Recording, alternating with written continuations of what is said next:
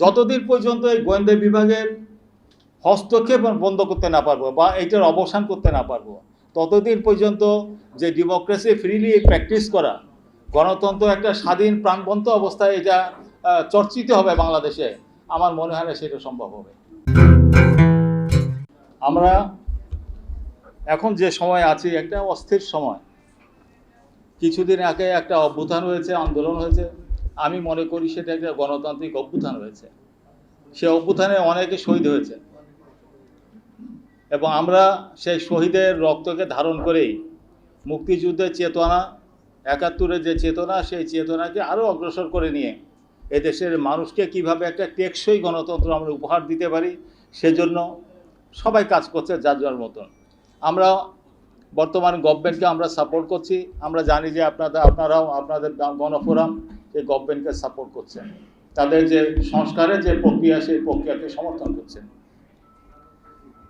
এই প্রক্রিয়া আশা আছে, নিরাশা আছে, অস্থিরতাও আছে। কি হবে? 50 বছরের বেশি সময় গিয়েছে। এই সময়ে লক্ষ লক্ষ মানুষ রক্ত দিয়ে দেশটা স্বাধীন করেছে, কিন্তু মানুষের অধিকারটা কিন্তু প্রতিষ্ঠিত হয়। আমরা এমন একটা রাষ্ট্র ব্যবস্থার মধ্যে পড়ে আছি, যখন যে পাওয়ারে যায়, পাওয়ারে যাওয়ার পর ওই যে স্টেট অ্যাপারেটাস, ওই স্টেট অ্যাপারেটাস তাকে হয় ফ্যাসিস্ট বানায়, আর নয়তো আপনার এটাকে কি বলে, দুর্নীতিবাজ বানায়। এখানে অর্থাৎ এই মেশিনে ঢুকলে এটা ওইরকমই হতে হয়। এখন আমরা পলিটিক্যাল পার্টি, আমরা তো ইলেকশন, আমরা বেশি দিন ইলেকশন না করে থাকতে পারি না। আমার দেশটাও যদি একটা ইলেকশন না হয়, একটা পলিটিক্যাল প্রসেসের ভেতরে না ঢোকে, সেটাও দেশের জন্য বিপজ্জনক। একটা আনইলেক্টেড গভর্নমেন্ট দীর্ঘদিন থাকলে সেটা জবাবদিহিতার জায়গাটা থাকে না, অনেক রকমের নিচের স্তর থেকে উপর স্তরে অনেক রকম সমস্যা হয়, এটা আমরা সবাই জানি।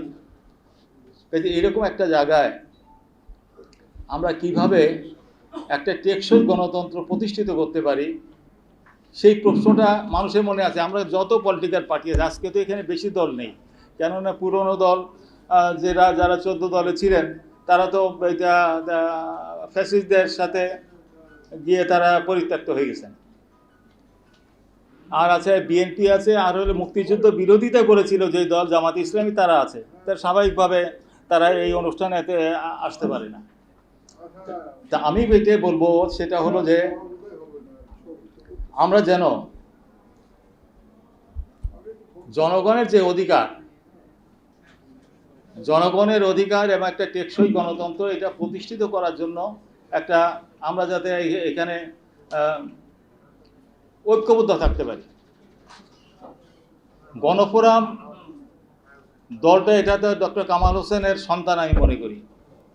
এই সন্তানের থেকে মানুষের অনেক আশা ছিল যে এরা গণতন্ত্রের সংগ্রামের নেতৃত্ব দেবে এবং একটা বিশ্বস্ত একটা শক্তি হিসাবে আবির্ভাব করবে।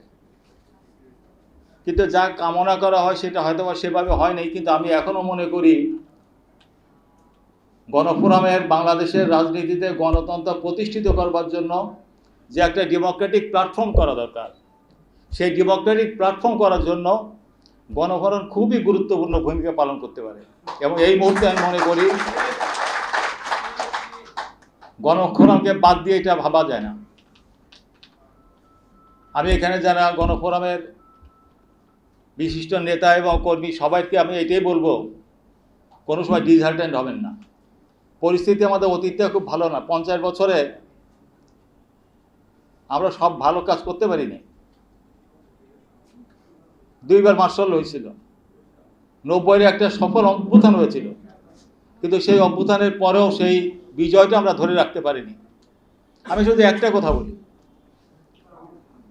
আজকে বাংলাদেশের রাজনীতিতে গোয়েন্দা বিভাগের হস্তক্ষেপ অত্যন্ত নগ্নভাবে হচ্ছে এবং পত্রপত্রিকা এটা লেখা হচ্ছে। এটা দেখলে বোঝা যায় কখন হই করে অনেকগুলো পলিটিক্যাল পার্টি হয়, কখনো কীভাবে সাপ্রেট, এটা দেখলে কিন্তু যারা পলিটিক্যাল এলিমেন্ট তারা কিন্তু বুঝতে পারে যে কী হচ্ছে। 90-এর অভ্যুত্থানের পরে অল্প কিছুদিন এই গোয়েন্দা বিভাগের হস্তক্ষেপ বা প্রভাব বিস্তার করার যে অপতৎপরতা, সেটা বন্ধ ছিল, কিন্তু এখন তার পরের থেকে একই রকম চলছে।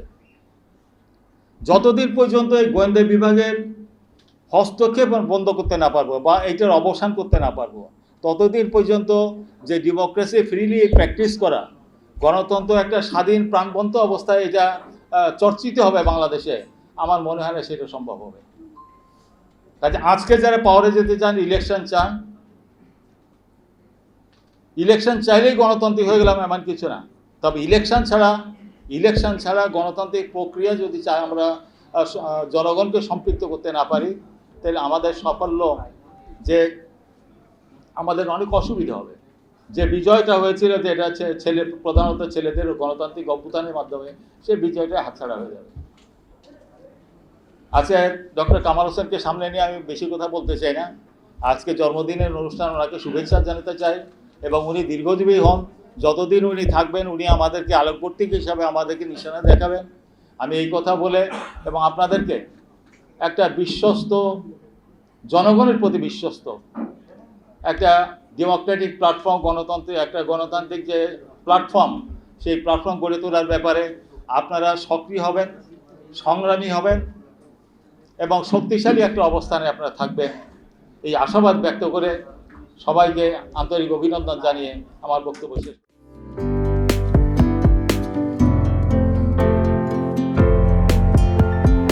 পহেলা জানুয়ারি 2025 ইউটিউব জার্নালিজমের অগ্রদূত changetv.press 6 বছর পেরিয়ে পা রাখলো গর্বিত চেঞ্জ টিভি।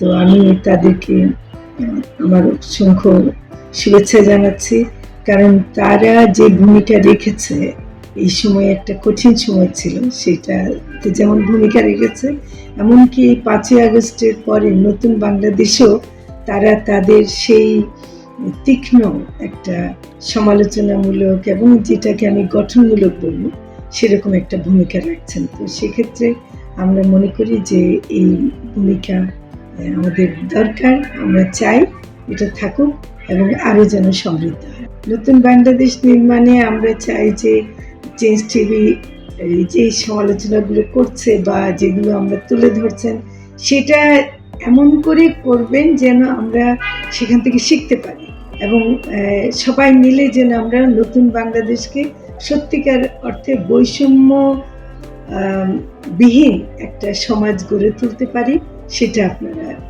সহজ চেষ্টা করুন। changetv.press এক ফোঁটা হলুদ নেই।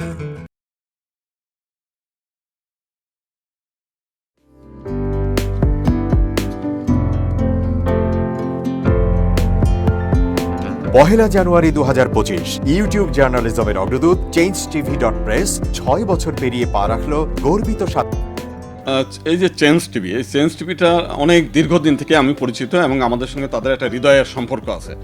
একটা অসাম্প্রদায়িক টিভি চ্যানেল।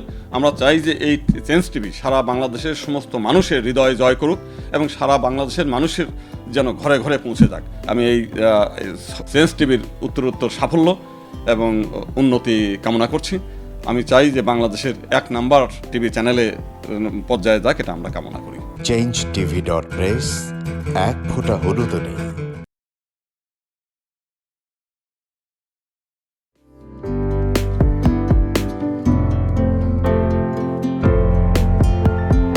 পহেলা জানুয়ারি 2025 ইউটিউব জার্নালিজমের অগ্রদূত changetv.press 6 বছর পেরিয়ে পা রাখলো গর্বিত আমি অত্যন্ত আনন্দিত হলাম যে চেঞ্জ টিভি আগামী কয়েকদিনের মধ্যেই 6 বছর পূর্ণ করবে। আর হাঁটি হাঁটি পা পা করে চলা শুরু করে এখন সে বেশ দৌড়াদৌড়ি করছে বলা যেতে পারে। ও নামটাও অত্যন্ত বলবো যে সিগনিফিক্যান্ট, যে চেঞ্জ, এই গণঅভ্যুত্থান কিন্তু চেঞ্জ এসেছে।